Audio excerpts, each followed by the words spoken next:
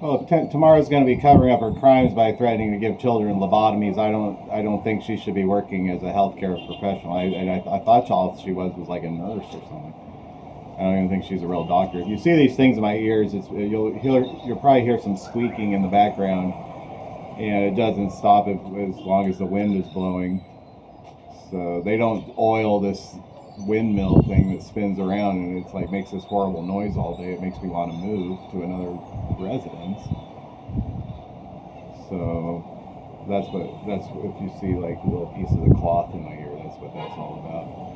I'm like trying to dampen the torture of this really high pitched squeaking sound coming out of there. I say if someone's like entitled like that and they live in California, they should just go back to the hills. That's like the hillbillies come out of the hills and they move to the city and they continue these lawless, I guess you would say, no laws at all, even like who you can marry. Like they marry their own family members because they're in the hills for too long. And these people move into the city and they continue those. They have like a neighborhood where they continue their traditions and they hide behind things like the Mormon church. That's like a good old hillbilly church of inbreds to hide behind when you want to do anything you want. And they have enough people in American intelligence to help do their dirty work and contact everything. They have, of course, there's enough Mormons that you would expect there would be enough that they could always have someone that's been a military veteran. They have Mormons that have been to prison, and they just got to start a military prison gang, just like any other country. It seems like it's been like a policy of nations to build up people like that intentionally through the system to lure them into jail, lure them into the military, to go commit and witness heinous acts, so they can, and that's just the beginning. That's just the training, is so they can be a part of a narco-terrorist squad, so they can go and help traffic the drugs and do the real stuff. And then they say something like, I don't even want to quote what they say. It's so stupid.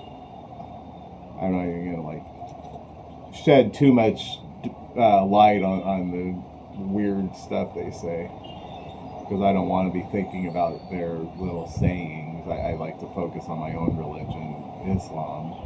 Islam is my religion. Prophet Muhammad sallallahu alaihi wasallam is my prophet and messenger, and Allah is my Lord. There's those three things, and it really simplifies what Islam is all about. Is those three things, the three basic fundamental principles, and then the La ilaha illallah, there is no God but Allah.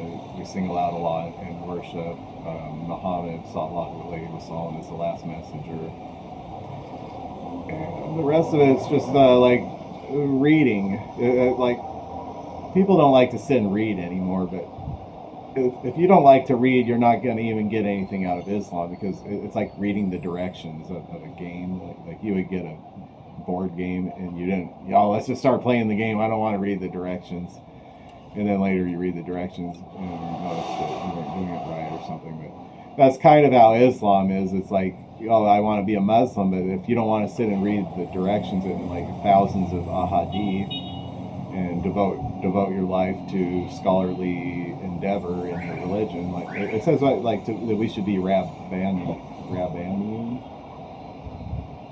be ye Rabbanian, like you should be like that. Like it goes back to how the Jews had rabbis. I guess that was their scholarly class, but all Muslims are supposed to be Rabbanian. We're all supposed to be studying our own religion in a scholarly manner and not relying upon other people to do the scholarly work for us. That's what that means.